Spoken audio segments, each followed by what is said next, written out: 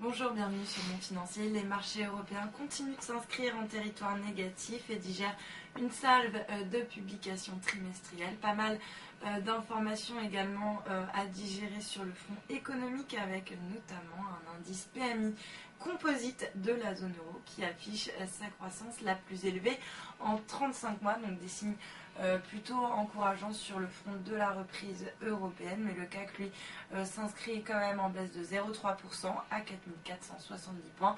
Un marché français qui est plombé notamment par une croissance du secteur privé qui a ralenti la cadence au mois d'avril avec notamment une stagnation dans le climat des affaires. Ailleurs, eh bien, le DAX lui 7,028% à 9572 points. L'Eurostoxx perd également 0,21% alors que Londres est quasi stable en baisse symbolique de 0,07%. Du côté des valeurs, toujours en tête du CAC, Alcatel-Lucent qui grimpe de 2,5% à 2,91 €, suivi d'Unibail Rodamco qui a dévoilé une croissance organique de 7,7% au premier trimestre. Le titre s'adjuge 1,28% à 193,40 €. A l'inverse, le secteur aéronautique est mal orienté. On a par exemple Safran qui recule d'un peu plus de 3%.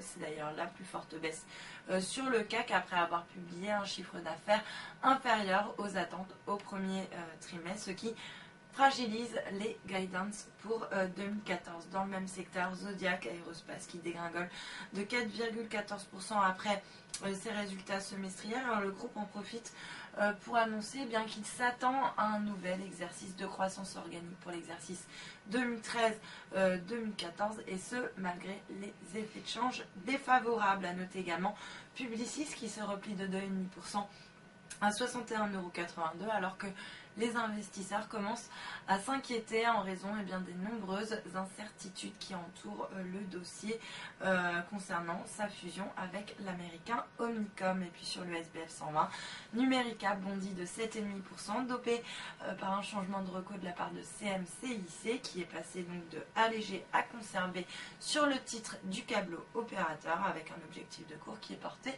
à 32 € sur le marché d'échange. L'euro lui reste bien orienté par rapport au dollar, on est autour des 1,3846, il reste à l'équilibre par rapport au yen autour des 141,63 yens. Puis notez que le billet vert s'inscrit également en légère baisse par rapport à la devise japonaise autour des 102,26 yens. Et puis pour terminer, l'once d'or qui reste stable par rapport à l'ouverture, c'est-à-dire en légère hausse à 1283 $ l'once. Voilà pour la mi-séance, restez avec